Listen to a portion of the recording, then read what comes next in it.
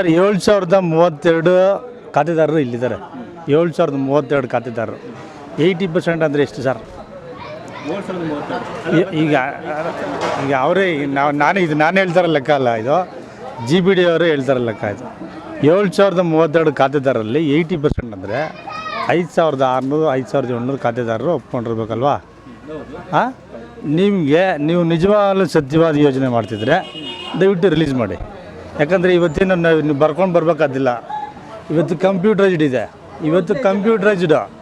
ಅಲ್ವಾ? ಕಂಪ್ಯೂಟರೈಸ್ಡ್ ಕಾಲ ಇವತ್ತು ನೀವು ಅರ್ಧ ಗಂಟೆಲಿ ಒಬ್ಬ ಅಧಿಕಾರಿಗೆ ಡೇಟಾ ವೈಸ್ ನಾನು ನಿಮ್ಗೆ ಹೇಳ್ತೀನಿ ನೋಡಿ.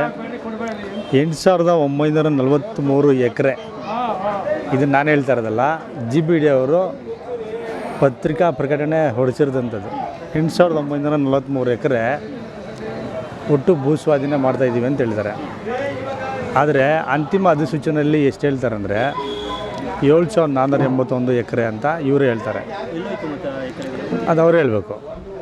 ಇದನ್ನು ನೋಡಿ, ಇದನ್ನು ನಾನು ಹೇಳ್ತಾ ಇರೋದಲ್ಲ. ಇದು ಅಂತಿಮ ಅಧಿಸೂಚನೆಯಲ್ಲಿ ಸಚಿವ ಸಂಪುಟ ಏನು ಅನುಮೋದನೆ ಮಾಡಿದಲ್ಲ, ಅದರಲ್ಲಿ 6,650 ಎಕರೆ ರೈತರದು, 830 ಎಕರೆ ನಮ್ಮದು ಗೋಮಾಳ ಸರ್ಕಾರಿ ಖರಾಬು ಅಂತ ಹೇಳ್ತಾರೆ. ಇದೇ GBD ಅವರು 2025 ಮೇನಲ್ಲಿ ಹೇಳ್ತಾರೆ ಒಟ್ಟು ಭೂಸ್ವಾಧೀನ ಆಗ್ತಿರೋಂಥ ಪ್ರದೇಶಗಳು 8,943 ಎಕರೆ. ಅದರಲ್ಲಿ 6,023 ಎಕರೆ ಬಂದು ರೈತರದ್ದು, 2,818 ಎಕರೆ ಬಂದು ಗೋಮಾಳ, 100 ಅಂದರೆ ಬಿ ಖರಾಬು, ಈ 101 ಎಕರೆ ಬಂದು ಎ ಖರಾಬು. ಒಟ್ಟು 8,943 ಎಕರೆ ಅಂತ ಇವರೇ ಕೊಡಿರೋ ಡೇಟಾ ಇದೆ. ಅದಾದಮೇಲೆ ಮೊನ್ನೆ ಸಚಿವ ಸಂಪುಟ ಮೇಲೆ ಹೇಳ್ತಾರೆ 6,650 ಎಕರೆ ರೈತರದಾಗಿದೆ. ಅದು ಸೆಂಟ್ರಲ್ಲಿ ನಿಮಗೆ ದರಖಾಸ್ತು ಪೋಡಾಗಿ ಈಗ ಇಂಗಣ್ಣೆ ಆಗಿರೋಂಥ ಜಮೀನು 6,650 ಎಕರೆ ರೈತರಿಗೆ ಹೋಗಿದೆ, 830 ಎಕರೆ ಗೋಮಾಳ ಅಂತ. ಮಿಕ್ಕಿದಕ್ಕೆ ಲೆಕ್ಕ ದಯವಿಟ್ಟು ಅವ್ರಿಗೆ ಕೇಳಿ, ನೀವು ದಯವಿಟ್ಟು ಮಾಧ್ಯಮಗಳಿಗೆ ಹೇಳಬೇಕು. ಆಮೇಲೆ ನೋಟಿಫಿಕೇಷನ್ ಆಗಿದ್ದಾರೆ. ಆಮೇಲೆ ನೋಟಿಫಿಕೇಷನ್ ಈಗ ನೋಟಿಫಿಕೇಷನ್ ಅಂತಿಮ ಅಧಿಸೂಚನೆ ನಾನು ಹೇಳ್ತಾರೆ ನಿಮಗೆ. ಅಂತಿಮ ಅಧಿಸೂಚನೆ ಸಚಿವ ಸಂಪುಟ ಅನುಮೋದನೆ ಮಾಡುವಂಥದ್ದು ಡೇಟಾ ಇದು. 6,650 ಎಕರೆ ರೈತರದ್ದು. ಅನೌನ್ಸ್ ಅದ್ರ ಲೆಕ್ಕ ಅವರೇ ಕೊಡ್ಬೇಕು ಲೆಕ್ಕ. ಏನು ಈ 7,481 ಎಕರೆಗೂ 8,943 ಎಕರೆಗೂ ವ್ಯತ್ಯಾಸ ಇದೆಯಲ್ಲ, ಆ ಪ್ರದೇಶಗಳು ಏನಾಯಿತು ಅನ್ನೋ ಲೆಕ್ಕ ಅವರೇ ಕೊಡಬೇಕು. ಯಾಕಂದರೆ ದಾಖಲಾತಿ ಇದೆ ನಮ್ಮ ಹತ್ರ, ನಮ್ಮ ರೈತ ಸಂಘದಲ್ಲಿ ದಾಖಲಾತಿ ಇದೆ ಒಂದು. ಅದಾದಮೇಲೆ ಇವರು ಏನು ಪ್ರೊಸೆಸ್ ಮಾಡ್ತಾಯಿದ್ದಾರಲ್ಲ, ಕಾನೂನು ಪ್ರಕಾರವಾಗಿ ಮಾಡಿದರೆ ನಾವು ಯಾರು ರೈತರು ಯಾರು ಕ್ಯಾದೆ ತೆಗಿದ್ದಾರಿಲ್ಲ. ಇವ್ರೇನು ಮಾಡ್ತಾರಂದರೆ ನೋಡಿ, ಇದು ಹೋದ ವರ್ಷ 25 ಮೇನಲ್ಲಿ ಮಾರ್ಚಲ್ಲಿ ಇವರು ಪ್ರಿಲಿಮಿನರಿ ನೋಟಿಸ್ ಕೊಡ್ತಾರೆ. ಮಾರ್ಚಲ್ಲಿ ಸ್ಟಾರ್ಟ್ ಮಾಡ್ತಾರೆ ಅವರು, ಏಪ್ರಿಲಲ್ಲಿ ಪ್ರಿಲಿಮಿನರಿ ನೋಟಿಸ್ ಕೊಡ್ತಾರೆ. ಪ್ರಿಲಿಮಿನರಿ ನೋಟಿಸ್ಗೆ ನೀವು ಅಬ್ಜೆಕ್ಷನ್ ಕಾಲ್ ಮಾಡ್ತಾರಲ್ಲ, ಇದೇ ಸಂದರ್ಭ ಮಳೆ ಬಂದಿರುತ್ತೆ, ಮುಂಗಾರು ಮಳೆ ಶುರುವಾಗಿರುತ್ತೆ. ರೈತರು ಮುಂಗಾರು ಮಳೆಯಲ್ಲಿ ತಮ್ಮ ಹೊಲಗಳನ್ನ ಹದ ಮಾಡ್ಕೊಳ್ಳೋದು ಬಿಟ್ಬಿಟ್ಟು ಹೋಗೋಕ್ಕಾಗೋದಿಲ್ಲ, ಆದರೂ ಹೋಗಲೇಬೇಕು. ಹಾಗಾಗಿ ನಾವು ರೈತ ಸಂಘದವ್ರು ಏನು ಮಾಡಿದ್ರು, ಪ್ರತಿಯೊಬ್ಬ ರೈತರ ಹತ್ರ ತಕರಾರು ಅರ್ಜಿಗಳನ್ನ ಕಲೆಕ್ಟ್ ಮಾಡಿಕೊಂಡು ಅವ್ರದ್ದು ವಿತ್ತು ಪಹಣಿಗಳು, ಅವ್ರದ್ದು ಆಧಾರ್ ಕಾರ್ಡು, ವಿತ್ತು ಸರ್ ನಂಬರ್ಗಳು ಎಲ್ಲನೂ ಅಬ್ಜೆಕ್ಷನ್ ಕಾಪಿ ಸಮೇತ ತೊಗೊಂಡೋಗಿ GBD ಕಚೇರಿಗೆ ಕೊಡ್ತಾಯಿದ್ರು. ಅದು 15-20 ದಿವಸಕ್ಕೆ 3,000 ಅಪ್ಲಿಕೇಶನ್ ಆಗೋಯ್ತು. ಇವ್ರಿಗೆ ಭಯ ಬಂದ್ಬಿಡ್ತು. ಅವ್ರೇನು ಮಾಡಿದ್ರು ಅಂದರೆ, ನೀವು ತಂದು ಕೊಟ್ಟರೆ ಆಗೋದಿಲ್ಲ, ನೀವು ರೈತ ಸಂಘ ತಂದು ಕೊಟ್ಟರೆ ನಾವು ತೊಗೊಳ್ಳೋದಿಲ್ಲ, ರೈತರೇ ಬಂದು ತಂದು ಕೊಡಬೇಕು ಅಂತಂದರು. ಆ ರೀತಿ ಯಾವಾಗಂದ್ರು ರೈತರು ತಮ್ಮ ಕೆಲಸ ಕಾರ್ಯಗಳನ್ನ ಬಿಟ್ಟು ಹೋಗೋದು ಕಡಿಮೆ ಆಗೋಯ್ತು. ಆವಾಗ ಅದ್ರ ಮೇಲೆ ಒಂದು 500 ಹೋಯ್ತಷ್ಟೇ, 4,000 ಅಪ್ಲಿಕೇಶನ್ ಹೋಯ್ತಷ್ಟೇ. ಇಲ್ಲಾಂದರೆ 6,500 ಅಪ್ಲಿಕೇಶನ್ ಹೋಗ್ತಿತ್ತು. ಇದಕ್ಕೆ ಅಬ್ಜೆಕ್ಷನ್ನು 6,500 ಹೋಗ್ತಿತ್ತು. ಫೈನಲ್ ನೋಟಿಫಿಕೇಶನ್ ಏನಾಗಿದೆಯೋ, ಎಷ್ಟು ಎಕರೆ ಲ್ಯಾಂಡ್ ಅಕ್ವೈರ್ ಆಗಬೇಕು ಅಂತ ಅಂದ್ಕೊಂಡಿದ್ರು ಅದನ್ನೇ ಬಿಡುಗಡೆ ಮಾಡಿ ಅಂತ ನೀವು ಹೇಳ್ತಾ ಇರುವಂಥದ್ದು ಅಲ್ವಾ? ಇನ್ನೊಂದು ವಿಚಾರ ಏನಂದರೆ, ಇವರು ಏನು ಪ್ರೊಸೆಸ್ ಮಾಡ್ತಿದ್ದಾರಲ್ಲ, ಇವರು ನಿಜವಾಗ್ಲೂ ಕಾನೂನು ಪ್ರಕಾರ ಮಾಡ್ತಾಯಿಲ್ಲ. ಯಾಕಂದರೆ ನೋಡಿ, ಈಗ ಇಲ್ಲಿ ಹೋರಾಟ 475 ದಿನಗಳು ನಡೀತಿದೆ.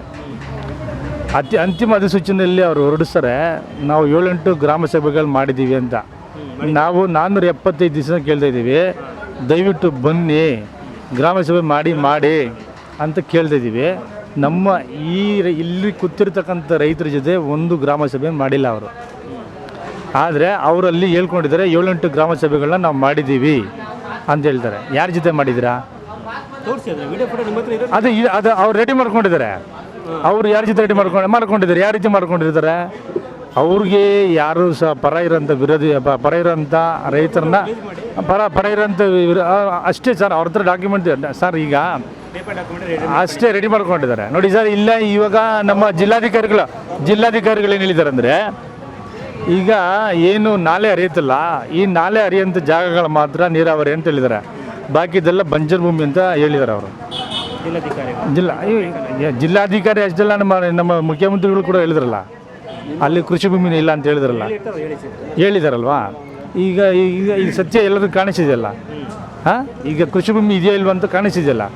ಹಂಗಾಗಿ ಅವರು 80% ಇಲ್ಲ 80% ರೈತರು ಒಪ್ಕೊಂಡಿದ್ದಾರೆ ಅಂತಾರಲ್ಲ. ಇದು ಅಷ್ಟೇ ಸರ್, ಇದು ಇವ್ರದ್ದು ಲೆಕ್ಕಗಳಷ್ಟೇ. ಎಲ್ಲ ಇವ್ರು ಮಾರ್ಕೊಂಡ್ರಂಥ ಲೆಕ್ಕಗಳು. ಇಲ್ಲಿ 80% ಯಾರಿಲ್ಲ, ಮಾಡಲ್ಲ ಅವರು ಸರ್.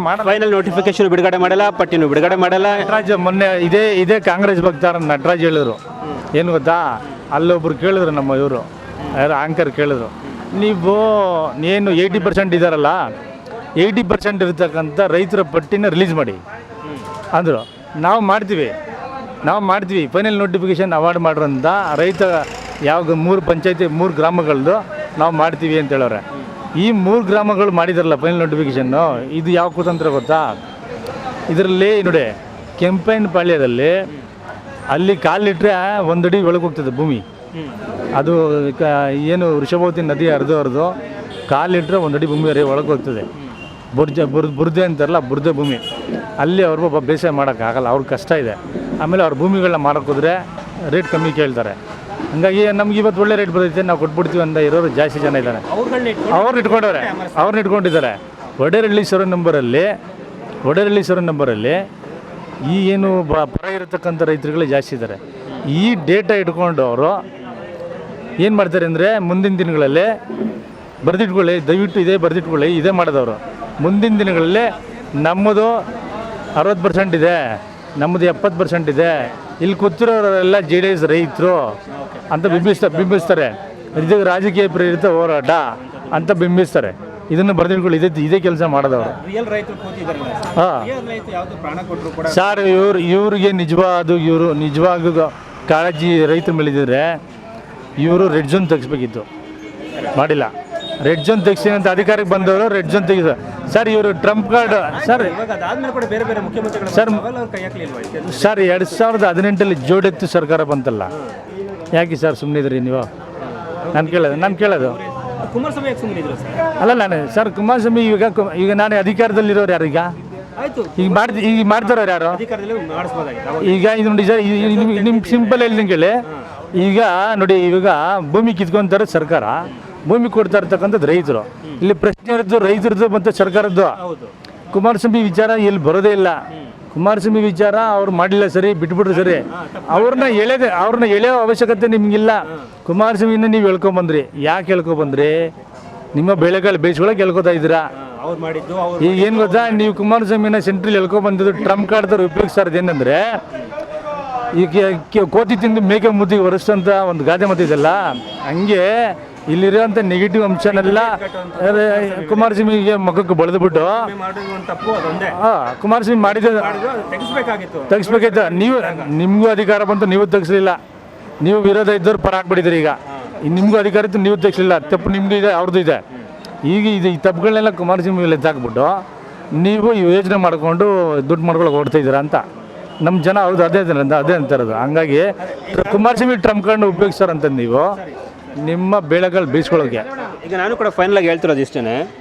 ಸೊ ಹೆಚ್ಚಿನ ರೈತರು ಯಾರು ನಾ ಭೂಮಿ ಕೊಡಲ್ಲ ಅಂತಾರೋ ಅವ್ರ ಪರವಾಗಿ ಸರ್ಕಾರ ಇರಬೇಕು. ಅಥವಾ 80% ರೈತರು ಇಲ್ಲ ನಾ ಭೂಮಿ ಕೊಡೋಕೆ ರೆಡಿ ಇದ್ದೀವಿ ಅಂತಂದರೆ ಅವ್ರ ಪರವಾಗಿ ಮಾಡಿಬಿಡಲಿ. 20% ಜನಕ್ಕೆ ಏನೊಂದು ಮಾಡೋಣ. ಬಟ್ ಆದರೆ ಇಲ್ಲಿ ಪಟ್ಟಿನೇ ಬಿಡುಗಡೆ ಮಾಡ್ತಿಲ್ಲ, ಫೈನಲ್ ನೋಟಿಫಿಕೇಶನ್ ಬಿಡುಗಡೆ ಮಾಡ್ತಿಲ್ಲ. ಎಷ್ಟು ಎಕರೆನ ಕರೆಕ್ಟಾಗಿ ಬಾಯಿ ಮತ ಒಂದು ಹೇಳ್ತಿದ್ರೆ ಫೈನಲ್ ನೋಟಿಫಿಕೇಶನ್ ಒಂದೇ ಹೇಳ್ತಾ ಇಲ್ಲ. ಇದು ಕುಮಾರಸ್ವಾಮಿ ಅವರ ಕನಸಿನ ಕೂಸು ಅಂತ ಹೇಳ್ತಾ ಇದ್ದಾರೆ. ಕುಮಾರಸ್ವಾಮಿ ಅವರೇನಾದರೂ DK ಶಿ ಅವ್ರನ್ನ ದೇವಸ್ಥಾನ ಕರ್ಕೊಂಡೋಗ್ಬಿಟ್ಟು ನನ್ನ ತಲೆ ಮೇಲೆ ಆಣೆ ಮಾಡಿ ಹೇಳು ಅಂತ ನಾನು ಪ್ರಾಜೆಕ್ಟ್ ನಾನು ಬೇಡ ಅಂದರೂ ಕೂಡ ನೀವು ಶುರು ಮಾಡಬೇಕು ಅಂದರೆ ಕುಮಾರಸ್ವಾಮಿ ಅವರನ್ನು ಟೀಕೆಗೆ ಹೇಳಿದಾರ. ಅದಕ್ಕೆ ಈ ಹಠ ಇಷ್ಟೊಂದು ಹಠ ಯಾಕೆ ಅನ್ನುವಂಥದ್ದು. ಇನ್ನು ಮುಖ್ಯಮಂತ್ರಿಗಳೇ ಹೇಳ್ತಾರೆ 80% ರೈತರು ಒಪ್ಕೊಂಡ್ಬಿಟ್ಟಿದ್ದಾರೆ ಅಂತ ಹೇಳ್ತಾರೆ. ದಯವಿಟ್ಟು ಅದು ಪಟ್ಟಿನೂ ಕೂಡ ಬಿಡುಗಡೆ ಮಾಡಿ. ಒಬ್ಬ ಮುಖ್ಯಮಂತ್ರಿಗಳಾಗಿ ದಯವಿಟ್ಟು ಸುಳ್ಳುಗಳನ್ನು ಹೇಳಿಬಿಡಿ. ನೀವು ಸುಳ್ಳು ಹೇಳಿದರೆ ಇಡೀ ರಾಜ್ಯದಲ್ಲಿ ಮೊದಲೇ ಕಚಡ ಲೋಫರ್ ಅಧಿಕಾರಿಗಳು ಭ್ರಷ್ಟಾಚಾರಿಗಳು ಜಾಸ್ತಿ ಇದ್ದಾರೆ. CM ಸುಳ್ಳು ಹೇಳ್ತಾನೆ ರೀ, ನಾನೇ ಸುಳ್ಳು ಹೇಳಬಾರ್ದು ಅಂತ ಅವರು ಹೇಳೋಕ್ಕೆ ಶುರು ಮಾಡ್ತಾರೆ. ಮುಖ್ಯಮಂತ್ರಿಗಳು ದಯವಿಟ್ಟು ಸುಳ್ಳು ಹೇಳ್ಬಿಡಿ. ಮಾದರಿ ಆಗಿಬಿಡುತ್ತೆ, ಅದು ಸುಳ್ಳು ಕೊರಗೆ ಮಾದರಿ ಆಗಿಬಿಡುತ್ತೆ. ಇವತ್ತು ರೈತರು ನಿಜಕ್ಕೂ ಕೂಡ ಏನು ಹೋರಾಟಗಳನ್ನು ಮಾಡ್ತಾ ಇದ್ದಾರೆ, ಆ ಪರವಾಗಿ ಇರೋದೇ ಆದರೆ ಒಂದು ಪಟ್ಟಿನ ಬಿಡುಗಡೆ ಮಾಡಿ, ಬಂದು ಕೂತ್ಕೊಂಡು ಚರ್ಚೆ ಮಾಡಿ. ನಾವು ಮಾಧ್ಯಮದವರು ಕೂಡ ಇರ್ತೀವಿ, ಯಾವುದೇ ಗಲಾಟೆ ಆಗದಿರುತ್ತೆ. ನಿಮ್ಮದೇ ಸರ್ಕಾರ ಇದೆ, ಸೇವ್ ಮಾಡ್ಕೊಳ್ಳಿ. ಸಿಂಪಲ್ ಆಗಿರೋ ಸಾಕ್ಷಿ ಹೇಳ್ತೀನಿ ಕೇಳಿ. ಈಗ ಇಲ್ಲಿ 475 ದಿವಸದಿಂದ ಹೋರಾಟ ಮಾಡ್ತಿದ್ದೀವಿ. ಯಾವಾಗ ಈ ಭೂಸ್ವಾಧೀನ ಪ್ರಕ್ರಿಯೆ ಶುರುವಾದಾಗಿಂದ ಹೋರಾಟ ಮಾಡಿದ್ವಿ. ಅಂದರೆ 1 ಡೇ ಬಿಫೋರು ಇವರು ಮಾರ್ಚ್ 12ಕ್ಕೆ ಮಾಡಿದ್ರು, ನಾವು ಮಾರ್ಚ್ 11ರಿಂದ ಶುರು ಮಾಡಿದ್ವಿ ಈ ಹೋರಾಟನ. ಅವತ್ತಿಂದ ಹೋರಾಟ ಶುರು ಮಾಡಿದ್ವಿ. ಅವತ್ತಿಂದ ನಿಮ್ಮದು ಭೂಸ್ವಾಧೀನ ಪ್ರಕ್ರಿಯೆ ಶುರು ಆಯ್ತಲ್ವಾ, ಅವತ್ತಿಂದ ಭೂಸ್ವಾಧೀನ ಪ್ರಕ್ರಿಯೆ ಶುರು ಆಯ್ತಲ್ಲ ನಿಮ್ಮದು. ಇಲ್ಲಿ ರೈತರು ಹೋರಾಟ ಮಾಡಿದ್ರೆ ನಿಮಗೂ ಗೊತ್ತು. ಯಾರಾದರೂ ಒಬ್ಬರು ಬಂದಿದ್ದೀರಾ? ಎಲ್ಲಿ ಬಂದಿದ್ದಾರೆ ತೋರಿಸಿ. ಈಗ ಬಾಲಕೃಷ್ಣ ಬಂದು ಕೇಳಿದಾಗಲಿ, ಇಲ್ಲ ನಮ್ಮ ಈ ಜಿಲ್ಲಾ ಉಸ್ತುವಾರಿ ಮಂತ್ರಿ ರಾಮಲಿಂಗಾರೆಡ್ಡಿ ಅವ್ರು ಬಂದು ಕೇಳಿದಾಗಲಿ, ಇಲ್ಲ ನಗರಾಭಿವೃದ್ಧಿ ಸಚಿವ ಬೈರತಿ ಸುರೇಶ್ ಅವ್ರು ಬಂದು ಕೇಳಿದಾಗಲಿ, ಇಲ್ಲ ಉಪಮುಖ್ಯಮಂತ್ರಿ DK ಶಿವಕುಮಾರ್ ಕೇಳಿದಾಗಲಿ, ಯಾರಾದರೂ ಒಬ್ಬರು ಬಂದು ಕೇಳಿದಾರಾ ನೋಡಿ? ಯಾರು ಬಂದು ಕೇಳಿಲ್ಲ. ಅಂದರೆ ನಿಮಗೆ ಇದರಲ್ಲೇ ತಿಳ್ಕೊಳ್ಳಿ ನೀವು ಎಷ್ಟು ಪಾರದರ್ಶಕವಾಗಿ ನೀವು ಈ ಯೋಜನೆ ಮಾಡ್ತಾಯಿದ್ದೀರಾ ಅಂತ. ಮುಖ್ಯಮಂತ್ರಿ ಆಗ್ತಿದ್ದ ಹಾಗೆಯೇ ಒಂದು ಒಳ್ಳೆ ದುಡ್ಡು ಪ್ರಾಜೆಕ್ಟ್ ಕೈ ಹಾಕ್ಬಿಟ್ರು ಅಲ್ವಾ. ಎನಿವೇಸ್ ನಿಮಗೆಲ್ಲರೂ ಕೂಡ ಒಳ್ಳೆಯದಾಗಲಿ. ಸತ್ಯ ಅಲ್ಲಿದೆಯೋ ಅಲ್ಲಿ ಜಯ ಸಿಗಬೇಕು. ಬಲವಂತವಾಗಿ ಹೆಚ್ಚಿನ ಸಂಖ್ಯೆಯಲ್ಲಿ ಜನ ನಾನು ಲ್ಯಾಂಡ್ ಕೊಡಲ್ಲ ಅಂತಂದರೂ ಕೂಡ ನೀವು ಮಾಡ್ತೀರಾ ಅಂತಂದರೆ ಸೊ ಮುಂದೆ ನೀವೆಲ್ಲರೂ ಕೂಡ ಸೇರಿಸಿ ಪಾಠ ಕಲಿಸಿ. ಇಲ್ಲ 80% ಜನ ಒಪ್ಕೊಂಡಿದ್ರೆ ಭೂಮಿ ಕೊಡೋಕ್ಕೆ ಅನ್ನೋದಾದರೆ ಅದು ಮಾಡಿ ಮುಗೀತು ಸರ್.